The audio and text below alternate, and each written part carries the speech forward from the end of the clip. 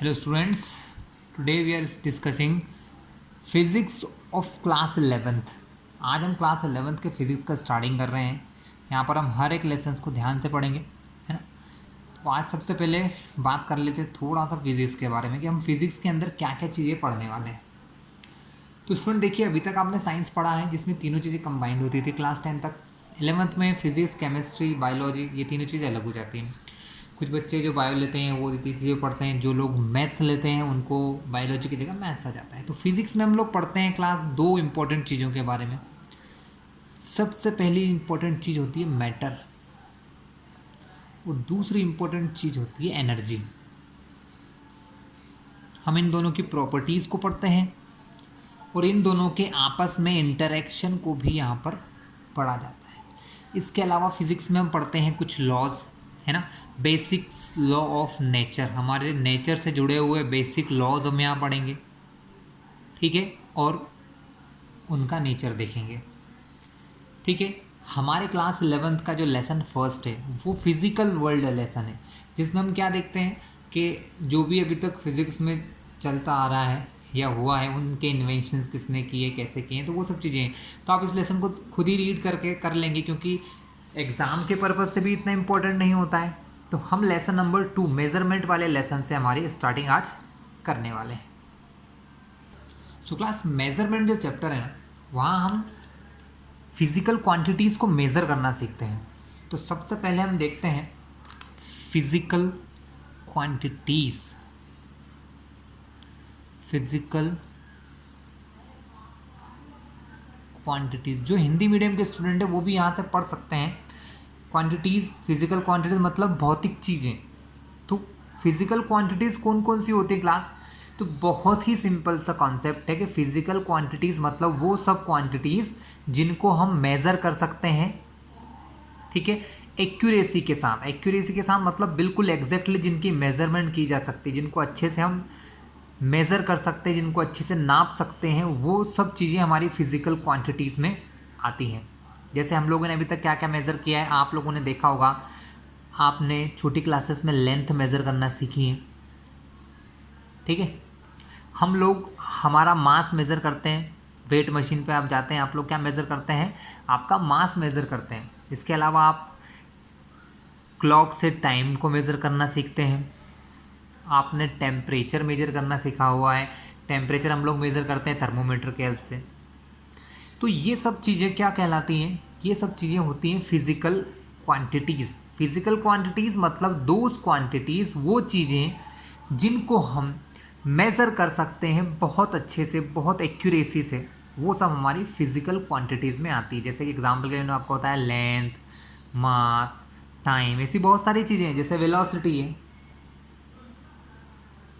Velocity मतलब एक type से भी आप इसको स्पीड समझ लें। वेलोसिटी अब आपको धीरे धीरे समझ में आएगा। स्पीड, कार की स्पीड, बाइक की स्पीड, ये सब हम आज मेज़र कर सकते हैं। क्यों? क्योंकि हम इनको आसानी से, हमने इनको मेज़र करने की चीज़ें पता लगा ली हैं। तो ये सब हमारी होती हैं फिज़िकल क्वांटिटीज़ क्लास, ठीक है। और इन फिज़िकल क्वांटिटीज़ को देखा जाए तो इन फिज़िकल क्वांटिटीज़ के 2 टाइप होते हैं, ठीक है। कौन कौन से टाइप होते हैं? फर्स्ट होता है फंडामेंटल क्वांटिटीज। क्या होता है क्लास? Fundamental quantities. फंडामेंटल, यहाँ एन लगा लीजिए, सॉरी। तो फंडामेंटल क्वांटिटीज कौन सी होती हैं? फंडामेंटल क्वांटिटीज जो किसी दूसरी क्वांटिटी पर डिपेंड नहीं करती हैं बच्चों, जो किसी दूसरी क्वांटिटी पर डिपेंड नहीं करती हैं। जैसे कि अगर आपको लेंथ मेज़र करना है तो हमें किसी और चीज़ की ज़रूरत नहीं है। अगर मुझे मास मेज़र करना है तो इसके लिए किसी और क्वांटिटी की मुझे नीड नहीं है। ऐसा तो नहीं कि लेंथ मेज़र करने के लिए मुझे मास की ज़रूरत है या मास मेज़र करने के लिए मुझे लेंथ की ज़रूरत है, ऐसा नहीं है ना। अगर आपको मैं कहूँ कि एक लाइन मैंने ड्रॉन की है, इस ए बी लाइन की लेंथ बताइए, तो आप क्या कहेंगे? आप इसकी लेंथ को मेज़र करेंगे स्केल की हेल्प से, ठीक है। तो उस चीज़ में लेंथ को नापने में क्या आपको किसी मास की ज़रूरत पड़ी? क्या आपने वेट मशीन का यूज़ करके इसको मेज़र किया? जी बिल्कुल नहीं। तो लेंथ वो क्वांटिटीज़ हैं, दो चीज़ों के बीच की जो ये डिस्टेंस है इसको हम लेंथ कहते हैं कि ये पॉइंट और ये दो पॉइंट है, इन दो पॉइंट के बीच की जो ये डिस्टेंस है ये हमारी लेंथ होती है। तो इसको मेज़र करने के लिए मुझे मास या क्लॉक की ज़रूरत तो नहीं पड़ी, या टाइम, जैसे हम क्लॉक से क्या मेजर करते हैं, हम टाइम मेजर करते हैं, तो हमको इसको मेजर करने के लिए सिर्फ स्केल की ज़रूरत है, ना कि वेट मशीन की जिससे हम मास मेजर करते हैं, ना ही हमें स्टॉप वॉच की ज़रूरत पड़ी कि हम इससे टाइम नापते हैं, उस चीज़ की भी ज़रूरत नहीं है। तो इससे समझ में आता है कि इस लेंथ को मेज़र करने के लिए मुझे सिर्फ किस चीज़ की ज़रूरत है, जिस चीज़ से मैं सिर्फ लेंथ को मेजर कर सकूं। तो इसका मीन ये हुआ कि ये एक फंडामेंटल क्वांटिटी, ये मास पर या टाइम पर या किसी दूसरी चीज़ पर डिपेंड नहीं करती है।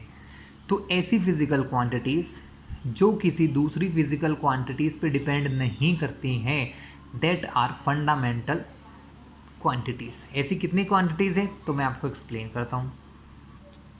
सो क्लास, ऐसी क्वांटिटीज़ होती हैं लेंथ, सेकेंड नंबर पे आता है मास, फिर आता है टाइम, इनके अलावा होता है क्लास करंट, इलेक्ट्रिक करंट, ऐसी चीज़ें जो किसी और वैल्यू पर डिपेंड नहीं करती है। ठीक है, टेम्परेचर, ठीक है, टेम्परेचर ऐसी क्वांटिटी है जो कि फंडामेंटल है। इलेक्ट्रिक करंट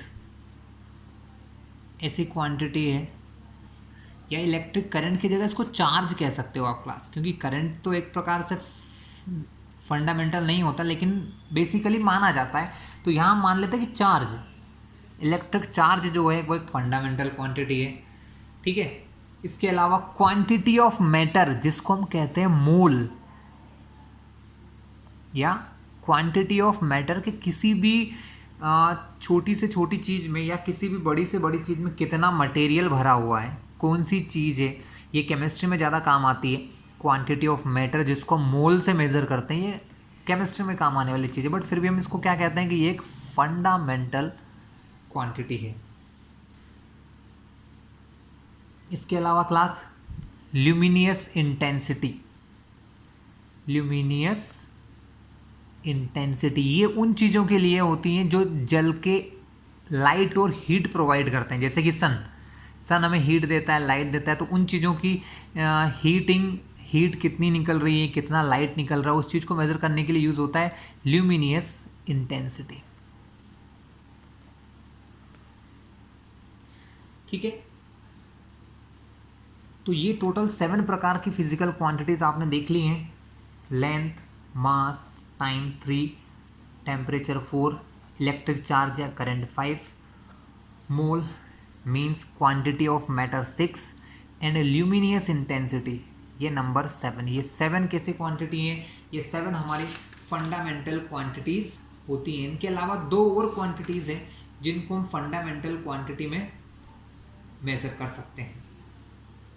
ठीक है, और उन क्वांटिटीज़ को कहा जाता है plane angle and solid angle. Plane angle and solid angle ये भी 2 ऐसी चीज़ें हैं जो कि हमारी फंडामेंटल क्वांटिटीज़ में आते हैं। प्लेन एंगल मतलब ऐसे एंगल्स जो प्लेन में बनते हैं, जैसे कि किसी ट्रायंगल के बीच में बनने वाला एंगल, किसी ट्रायंगल्स की साइड के बीच में जो एंगल बनता है वो हमारा प्लेन एंगल होता है। लेकिन सॉलिड एंगल हमारे सॉलिड चीज़ों में बनता है, ये हम क्लास 12th में देखते हैं, ज़्यादा काम में आता है जहाँ पर हम गॉस लॉ पढ़ते हैं या गॉस थ्योरम पढ़ते हैं, वहाँ पर ये सॉलिड एंगल काम की चीज़ होती है। तो ये हमने जो देखी हैं ये सब हमारी फंडामेंटल क्वांटिटीज़ हो गई हैं स्टूडेंट। ठीक है, इन सारी फंडामेंटल क्वांटिटीज़ को ध्यान से आप रीड कीजिएगा। अब इन्हीं से जुड़ी हुई मैं दूसरी प्रकार की क्वांटिटीज़ समझाता हूँ जिनको हम कहते हैं डेराइव्ड क्वांटिटीज़। डेराइव्ड मतलब जो इनकी मदद से बनती हैं, कैसे समझते हैं अभी। Second class derived.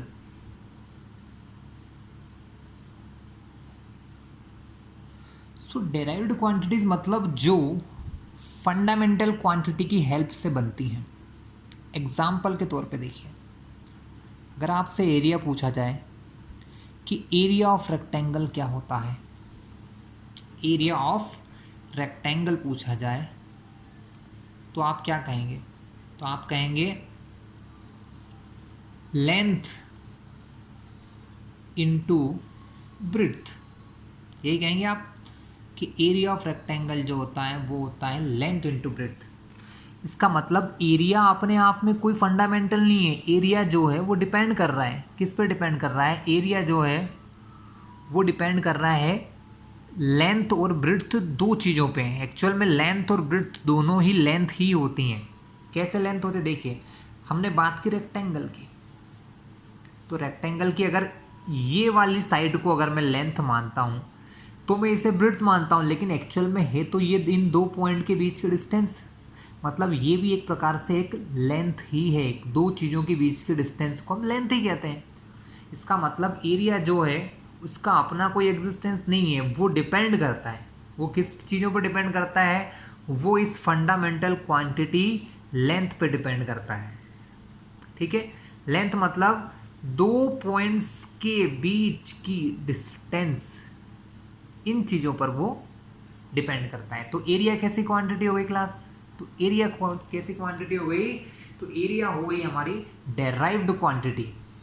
तो डेराइव्ड क्वांटिटी बहुत सारी है क्लास, ढेर सारी क्वांटिटीज़ हम पढ़ेंगे, उनके बारे में डिटेल में पढ़ेंगे। बहुत बड़ा सा चार्ट है मेरे पास जिसमें सारी डेराइव्ड क्वांटिटीज़ मैं आपको एक्सप्लेन करूँगा।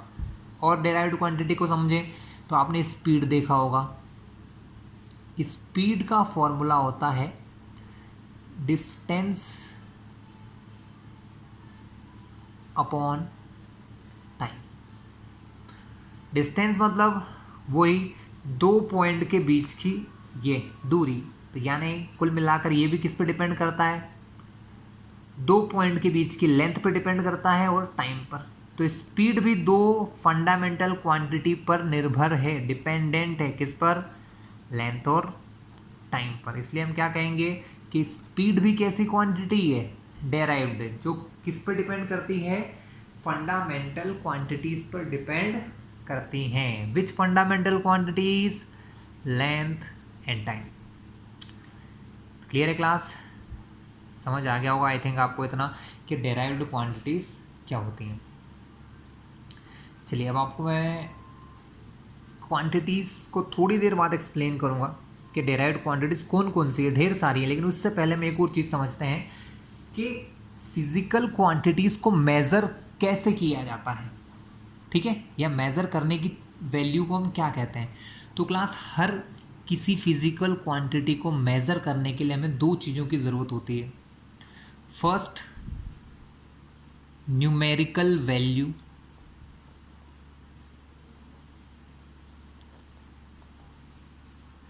Into unit.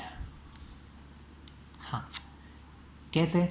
जैसे अगर आपसे पूछा जाए कि आपका वेट कितना है, एक्चुअल में हम लोग जनरली भाषा में बात करें तो हम हमारे मास को वेट मान लेते हैं। वेट एक अलग चीज़ है। बस आज आपसे कोई पूछा जाए आपका वजन कितना है, तो आप कहोगे माई वेट इज़ 10 किलोग्राम। मान लो किसी बच्चे से पूछा है, आपसे पूछे, तो यहाँ पर दो चीज़ें हैं। फर्स्ट, ये नंबर जिसको हम कहते हैं न्यूमेरिकल वैल्यू, और ये जो दूसरी यूनिट यहाँ लिखी होती, चीज़ यहाँ लिखी होती, इसको हम कहते हैं यूनिट। केजी, ये यूनिट है, किस चीज़ को नापने की यूनिट है? मास को नापने की यूनिट है। तो मास को किस में मेज़र किया जाता है? मास को मेज़र किया जाता है किलोग्राम में। वैसे हम टाइम को मेज़र करते हैं सेकंड में, मिनट में, आवर्स में। तो अलग अलग चीज़ों को मेज़र करने की जो यूनिट्स होती हैं उनको हम यहाँ देखने वाले हैं। तो यूनिट भी क्लास फिर दो प्रकार की हो गई। कैसी कैसी यूनिट हो गई? एक हो गई हमारी फंडामेंटल, जो फंडामेंटल चीज़ों को नापती है, जैसे लेंथ। लेंथ कैसी क्वांटिटी है? लेंथ मतलब दो पॉइंट के बीच की डिस्टेंस। इसको नापने के लिए हमारे पास जो यूनिट होती हैं वो होती है मीटर। एक्चुअल में स्टूडेंट, छोटी क्लासेस में आप लोग सीखते हैं कि यूनिट बहुत प्रकार के होते हैं। कैसे? पहले चलता था सीजीएस सिस्टम, फिर आया एमकेएस सिस्टम, ऐसी कई प्रकार के सिस्टम थे। लेकिन आज के समय में जो सबसे इम्पोर्टेंट सिस्टम चल रहा है जिसको हम कहते हैं एसआई यूनिट, मतलब जो पूरे वर्ल्ड में एक जैसी सारी चीज़ों की यूनिट को बताता है वो होता है एसआई यूनिट। एसआई यूनिट मतलब ऐसी यूनिट जो पूरे वर्ल्ड में एक्सेप्ट की जाती हो। तो लेंथ को नापने के लिए पूरे वर्ल्ड में सिर्फ एक यूनिट चलती है जो होती है मीटर। ठीक है, इसके अलावा सेकंड हमारी जो क्वांटिटीज़ हैं लेंथ के अलावा हमने क्या देखा था, मास। मास हमारी सेकंड फंडामेंटल क्वांटिटी है जिसको मेज़र करते हैं ग्राम्स, किलोग्राम्स, इस प्रकार से। ठीक है, तो ग्राम एंड किलोग्राम, केजी भी लिख सकते हैं, ग्राम भी लिख सकते हैं, कोई इशू नहीं है। लेंथ, मास और थर्ड जो वैल्यू है वो है हमारा टाइम। टाइम को बेसिकली देखा जाए तो हम लोग मेज़र करते हैं सेकंड में। ठीक है, इसके अलावा इलेक्ट्रिक चार्ज जो हमारी अगली फंडामेंटल क्वांटिटी होती है, इलेक्ट्रिक चार्ज जो है उसको मेज़र किया जाता है सी, कूलम्स से। ठीक है, इसके जगह कहीं कहीं बुक में करंट भी लिखा होगा तो आप चल सकते हैं, करंट भी मान सकते हैं, लेकिन देखा जाए तो करंट को नहीं मानना चाहिए क्योंकि करंट जो है वो फंडामेंटल क्वांटिटी नहीं है। करंट डिपेंड करता है टाइम पर, इसलिए मैं उसको थोड़ा सा चेंज करता हूँ कि हम करंट की जगह उस चीज़ को नाम दे देते हैं चार्ज, कि फंडामेंटल क्वांटिटी चार्ज हो गई। चौथी फंडामेंटल क्वांटिटी हमारी क्या हो गई क्लास, चार्ज। फिर हमारी फंडामेंटल क्वांटिटी में और आ गया है टेम्परेचर। तो इस टेम्परेचर फंडामेंटल क्वांटिटी को मेज़र किया जाता है केल्विन में। नेक्स्ट है हमारी ल्यूमिनियस इंटेंसिटी। क्या है क्लास, नेक्स्ट वैल्यू है हमारी ल्यूमिनियस इंटेंसिटी। ल्यूमिनियस इंटेंसिटी जिसको यूनिट होती है कैंडेला। क्या होती है क्लास, जिसकी यूनिट होती है कैंडेला, जिसको हम रिप्रेजेंट करते हैं सीडी से। ये नंबर 6 है। और नेक्स्ट होता है quantity of matter. Quantity of matter जो मैंने बताया था कहाँ काम में आती है, केमिस्ट्री में, जिसकी यूनिट होती है मोल। ठीक है, इसके अलावा मैंने दो और चीज़ें आपको बताई थी जिसको कहते थे प्लेन एंड सॉलिड एंगल। तो प्लेन एंगल जो होते हैं इनको मेज़र किया जाता है रेडियन।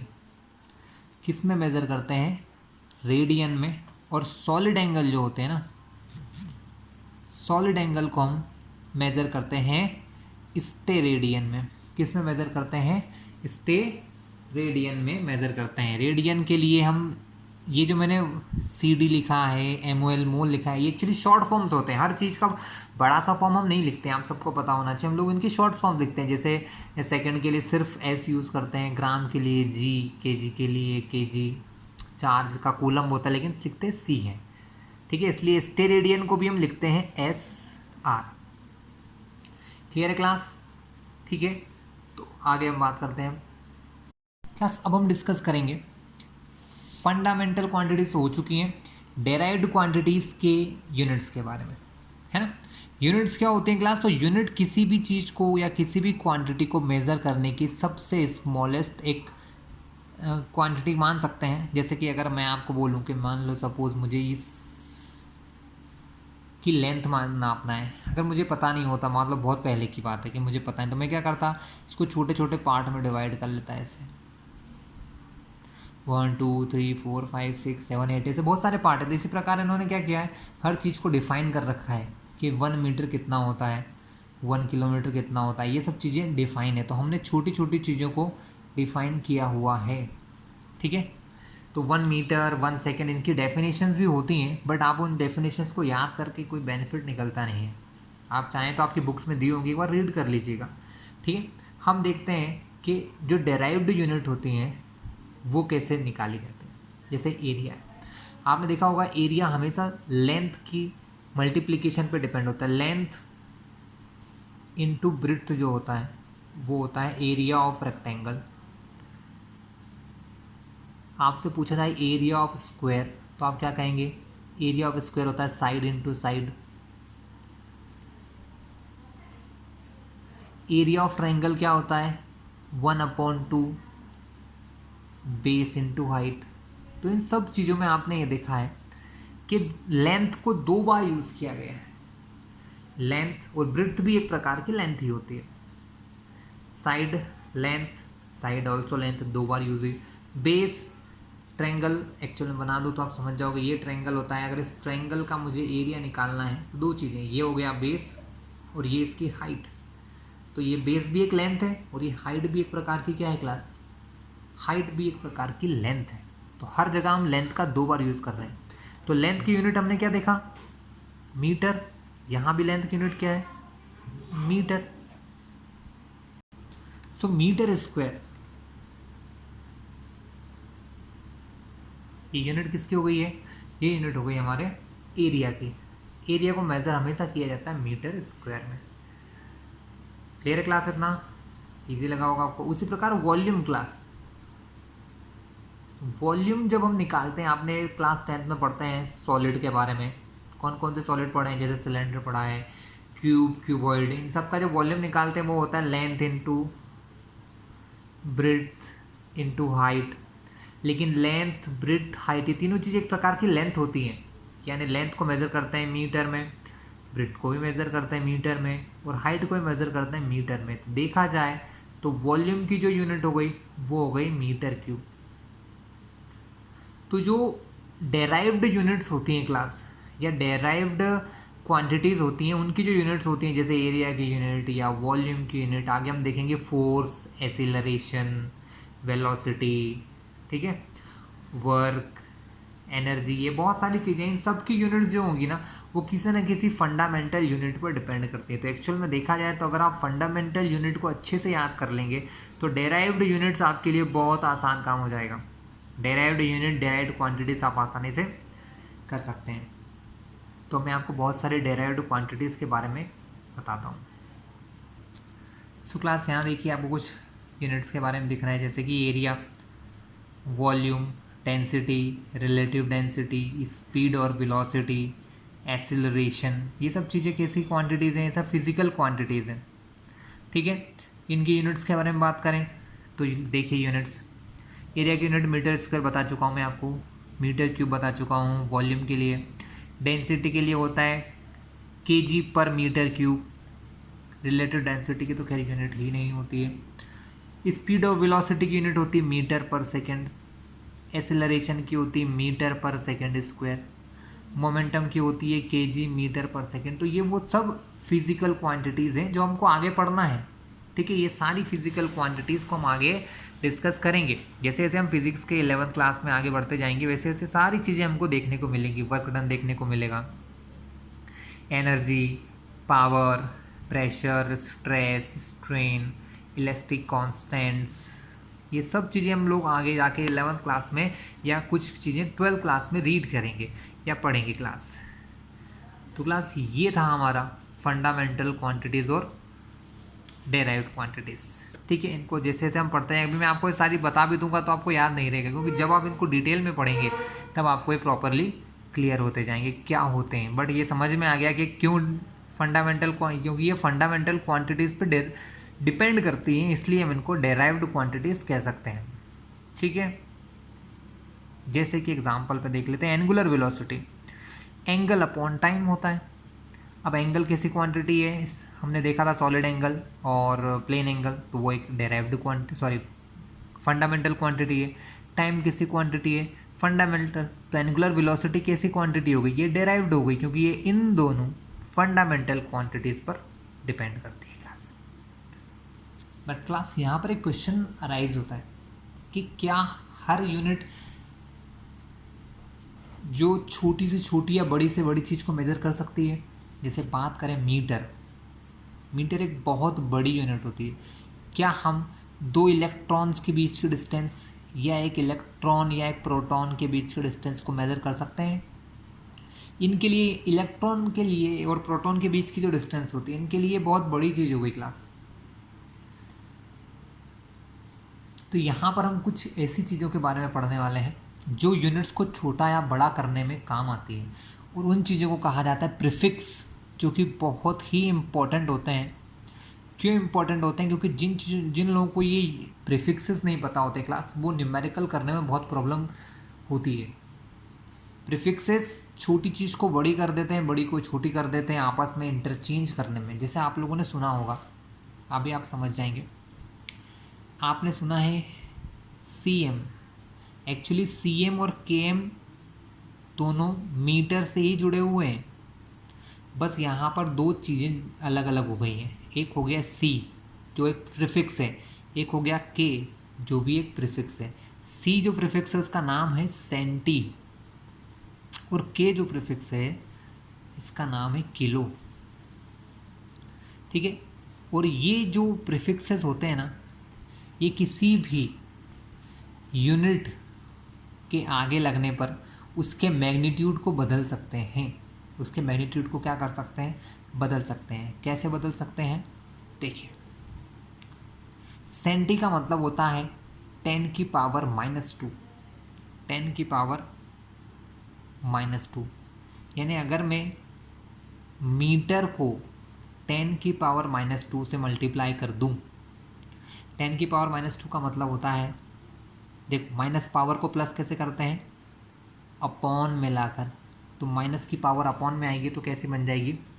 प्लस की बन जाएगी। अब 10 की पावर 2 का मतलब होता है स्टूडेंट 10 × 10। इसका मतलब हो गया मीटर अपॉन 100। इससे क्या समझ में आया कि एक मीटर जो होता है अगर उसको 100 से डिवाइड कर दिया जाए, यानी उसको 100 या 100 छोटे छोटे टुकड़ों में बांट दिया जाए, तब जो यूनिट मिलेगी वो होगी हमारी सेंटीमीटर। हमने सिर्फ क्या किया, जो हमारी मेन यूनिट थी मीटर, उसके सामने एक प्रीफिक्स लगाया C, और C का मतलब होता है 10 की पावर -2। तो क्लास ये जो जितनी भी यूनिट अब हम पढ़ने वाले हैं, यूनिट नहीं कह सकते, प्रीफिक्सेस हम जो पढ़ने वाले हैं वो कोई ना कोई 10 की पावर होती हैं। दो प्रकार की पावर्स यूज़ होती हैं, एक होती है पॉजिटिव पावर और दूसरी होती है नेगेटिव पावर। ठीक है, हम बात करते हैं पॉजिटिव पावर का यूज़ क्यों करते हैं? यूनिट्स को बड़ा करने के लिए। नेगेटिव पावर का यूज़ करते हैं यूनिट्स को छोटा करने के लिए। ठीक है, तो स्टार्ट करते हैं। सो क्लास हम देख रहे हैं प्रीफिक्स। प्रीफिक्स को हम पूरा नहीं लिखते हैं, उनके सिर्फ सिंबल लिखते हैं, और वो 10 की पावर कितना होता है ये। तो सबसे पहला प्रीफिक्स आता है क्लास, पहले हम बड़े वाले देख लेते हैं जो बड़ी पावर बनाते हैं। जैसे सबसे पहले आता है डेका। क्या आता है क्लास? सबसे पहला आता है डेका, जिसका सिंबल होता है DA, और वो होता है 10 की पावर 1, या 10 की पावर 1 को हम 10 भी लिखते हैं। अब इसको किसी के आगे कैसे यूज़ किया जाता है हम ये देखते हैं। तो 1 डेका मीटर, ये हमने यूज़ किया इसको। हमने मीटर एक फंडामेंटल यूनिट है, इसके आगे DA लगा दिया। DA का मतलब हो गया डेका। डेका का मतलब क्या है क्लास? कहीं पर भी डेका लगाया इसका मतलब 10 है। तो 1 डेका मीटर एक्चुअल में क्या हो गया? 1 डेका मीटर एक्चुअल में हो गया हमारा, 1 तो यहाँ लिखा था, डेका मतलब 10, तो 1 × 10। मीटर नहीं बदलेगा, मीटर तो हमारी फंडामेंटल है, वही रहेगा। तो 10 × 1 = 10, यानी यहाँ पर एक कन्वर्जन समझ में आ गया कि 1 डेका मीटर मतलब 10। यानी अगर मुझे 10 मीटर को सिंपलेस्ट फॉर्म में लिखना है तो मैंने उसको 1 डेका मीटर लिख दिया। चलिए एक और देखते हैं। सेकेंड होता है हमारा हेक्टो। हेक्टो को हम रिप्रेजेंट करते हैं स्मॉल h से। ये होता है 10 की पावर 2। कैसे यूज़ करते हैं? HM, hectometre. अब हेक्टोमीटर को अगर मुझे सिर्फ मीटर में कभी कन्वर्ट करना हुआ तो हेक्टो का मतलब हो गया 10 की पावर 2।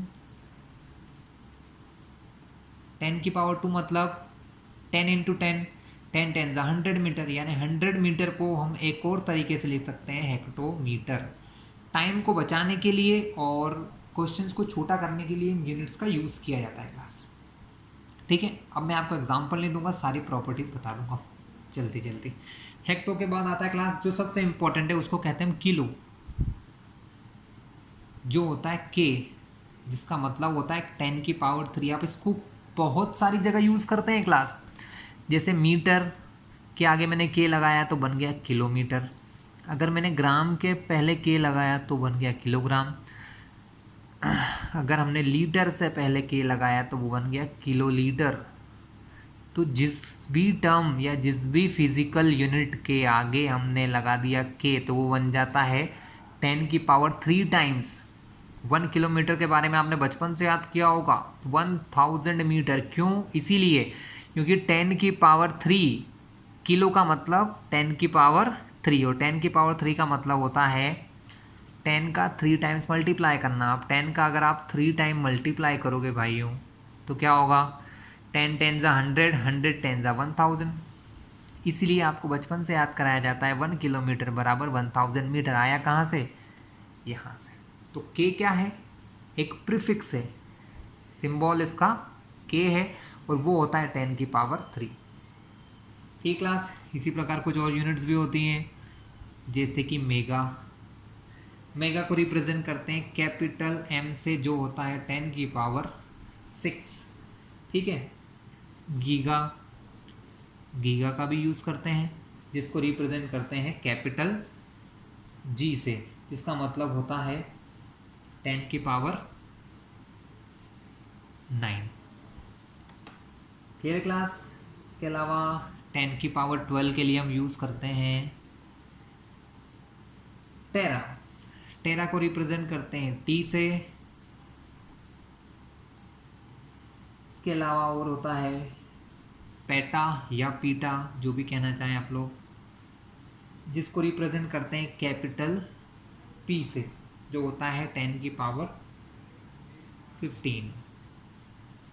ठीक है। इसके अलावा और भी यूनिट्स होती हैं जो आप देखेंगे बुक में, तो और भी सारे दिखाई देंगे, लेकिन ये कुछ कॉमन है जिसका आपको यूज़ किया जा सकता है।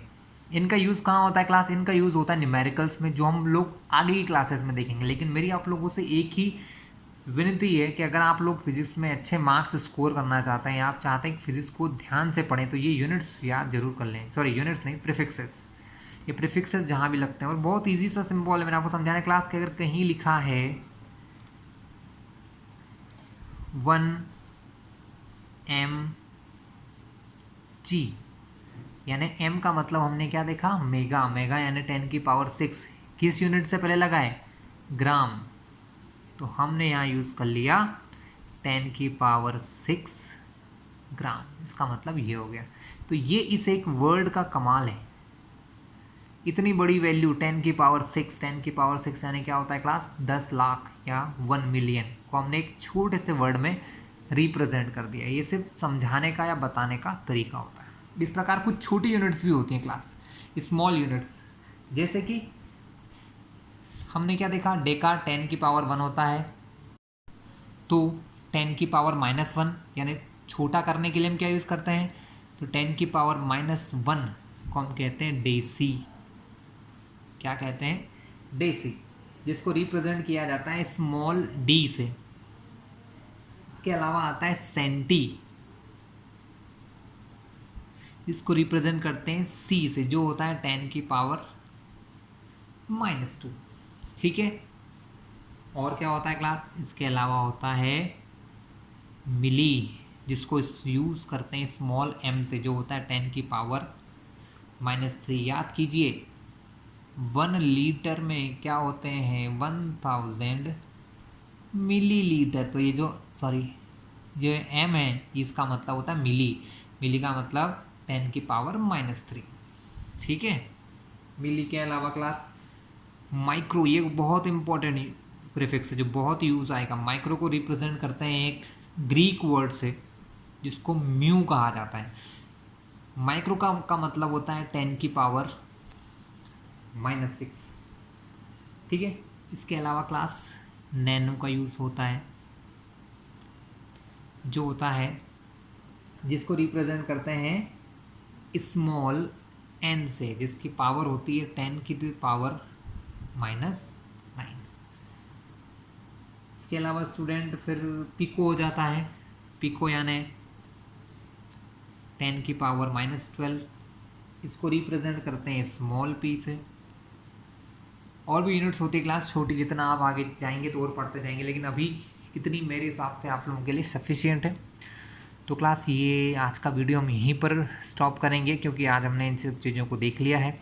इनके यूजेस कैसे आएंगे, तो क्लास इनके यूजेस तो हम लोग जब आगे पढ़ेंगे तभी हमें समझ में आएंगे, है ना। जो छोटी यूनिट्स होती हैं इनके यूजेस केमिस्ट्री में बहुत ज़्यादा है, माइक्रो का, नैनो का, पिको का, सब जगह यूज़ होता है, ठीक है। तो इनको हम आगे स्टडी करने वाले हैं। तो यहाँ तक इस वीडियो को अच्छे से देख लें आप लोग, और हमारे चैनल पर नए हैं तो इसको सब्सक्राइब कर लें। इससे आगे आने वाले सारी वीडियोस आपको मिलेंगे, 11th 12th physics, maths, chemistry, सब कुछ यहाँ पर आपको मिलने वाला है।